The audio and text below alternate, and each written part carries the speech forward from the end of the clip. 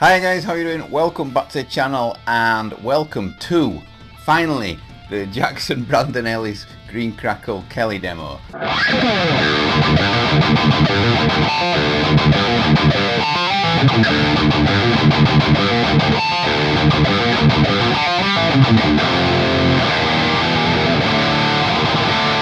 It looks amazing, you know, and most people that order this guitar will be ordering it because it looks so fantastic. There's a few things, in fact there's a lot of things that I need to talk about with this guitar and really tell you guys all the things that I love about this guitar and why I love it.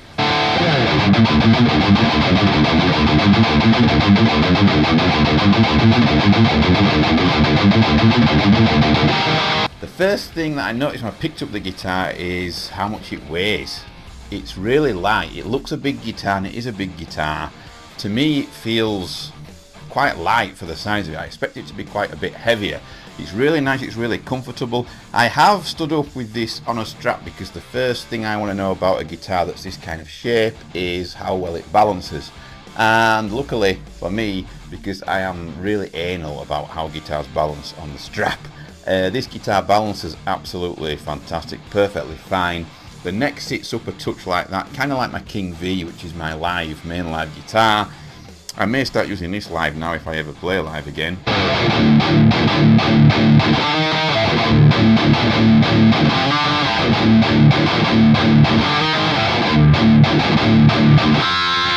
Like I say, absolutely love the guitar. The finish on it is amazing.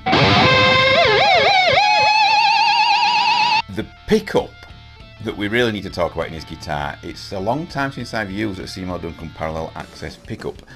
This one in here, it sounds great. I was really shocked actually. If I had to describe the tone of that pickup, of this pickup, it would be, it's very much like a Seymour Duncan distortion, which I'm a massive fan of.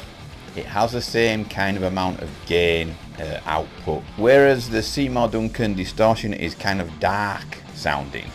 This pickup is a touch brighter, but it's not bright like say a Dimebooker. You know, it's not that type of harsh, glassy, shrill brightness. It's just a nice, tight, bright sounding pickup. The harmonics jump off. When you hit a chord, it just sits there what seems like forever. You know, the gain is really solid and it just purrs into the distance. Kind of like an active pickup, to be honest.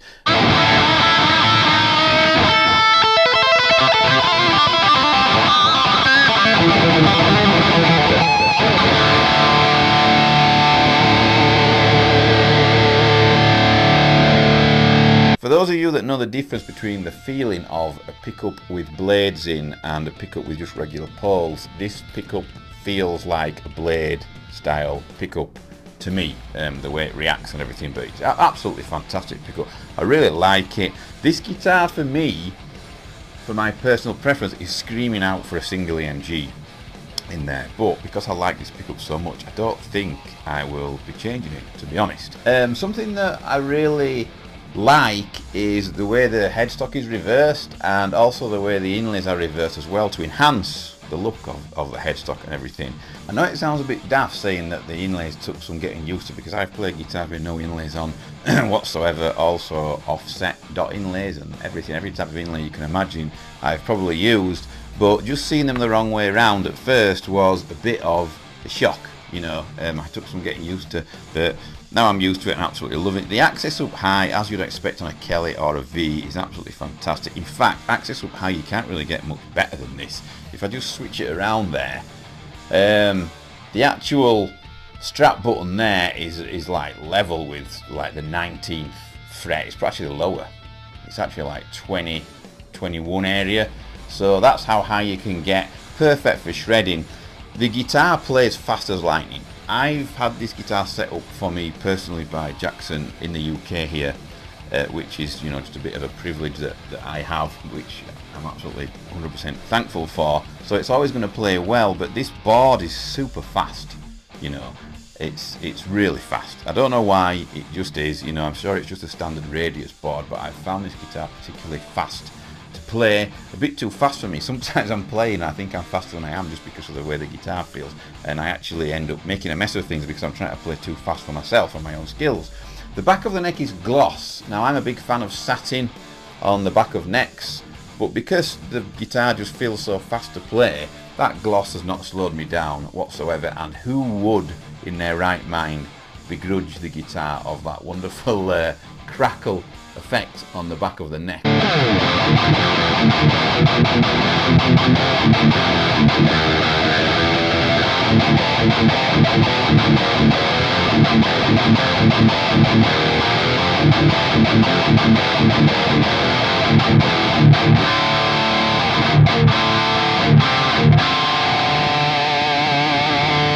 In an ideal world, I would have liked the crackle on the front of the headstock as well, but this is not my guitar. Obviously, this is Brandon Ellis' guitar, and for some reason he didn't want it on there. One thing I will say is that that neon green logo there on the black headstock really pops out. You know, it really looks great. I've not got a bad thing to say about the guitar. This guitar is made in China, even though it's a Pro Series, and I've demoed now 3 guitars made in China, and they've played great. In fact, this guitar and my Red Swirl are 2 of my favourite Jacksons that I've ever actually put my hands on. You know, the X Series Red Swirl was fantastic. I didn't want to send it back. That was a loan guitar. Still regret that to this day, that guitar. Sending it back. You know, this guitar I bought for myself, and I said when it came out I'm going to put my money where my mouth is, because I tried the Blue Lightning Crackle Randy Rhoads model and demoed that for you guys, and that was fantastic, and this guitar plays just as good. Feels and sounds a bit better than that guitar, mainly because of that pickup there. Now, that's another thing we need to talk about. Brandon Ellis decided not to put a neck pickup in this guitar. I quite like that. I do use neck pickups when I'm sat around at home, but when I'm actually playing live, I don't use neck pickups at all. I stay on the bridge. So it makes sense for me to have a live guitar that is just a bridge humbucker there. Also, something I want to point out, and this could be wrong, it's just my opinion, this, but I believe that guitars with just a single humbucker there at the bridge sound better than guitars with 2 humbuckers or single cord or any other pickups in there. Now, Eddie Van Halen, God bless him, he agrees with this, and he also thinks this. And he said it's because of the pull from the magnets. He believes that when you've got a single humbucker in there, that because there's less pull on the strings, they get to vibrate more and you get a better tone.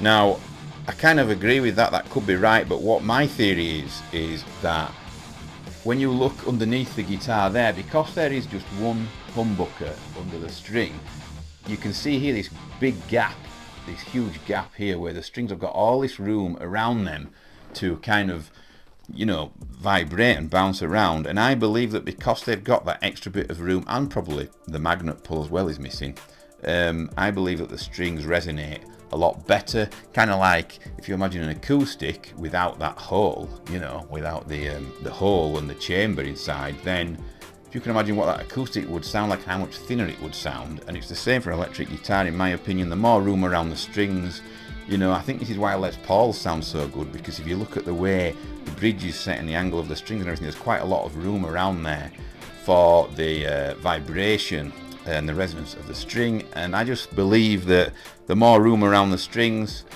the better the tone. I could be completely wrong. Some guys will tell me that it's because the headstock's reversed that it sounds better. But yeah, each to their own. You know, we've all got our own theories and our own little quirks on tone. Like I said, the finish is absolutely fantastic on this guitar. You can see it for yourselves. I've done close-ups of it and everything. It's flawless, is the finish. The thing that shocked me the most is that before I picked up this guitar, the day before actually, I was playing a Misha Mansua made in Japan Jackson. That's retails about £2,300.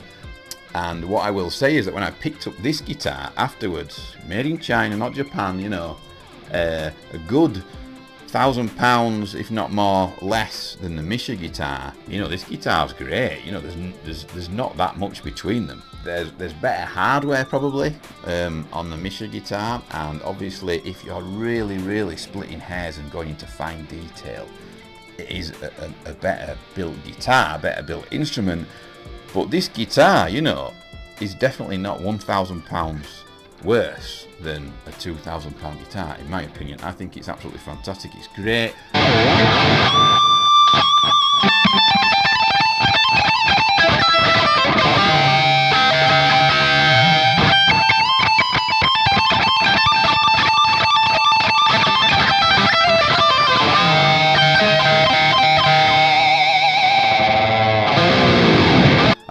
Chinese factory have done a great job, and that's just me being honest. You know, I've bought this guitar, I own this guitar. I've not put my money where my mouth is. This is not a demo guitar or review guitar, although I am reviewing it and demoing it, I guess.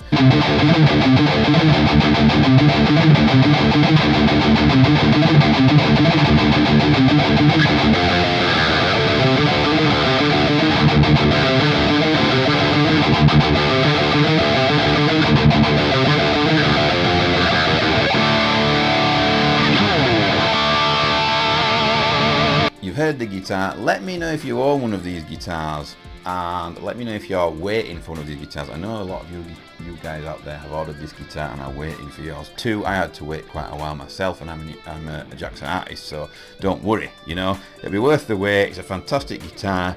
The only thing that's worrying me is that Brandon Ellis has been seen with another version of this where the crackle is in silver, and it looks fantastic. I think it actually looks better than this, and I've got a feeling he's going to bring that out next year, and that's what's worrying me, that I'm going to have to buy another. I will probably get two of them if he does bring that guitar out. But thanks very much for watching. Don't forget to subscribe and click the bell. Hope you enjoyed the video, and I'll see you all very soon.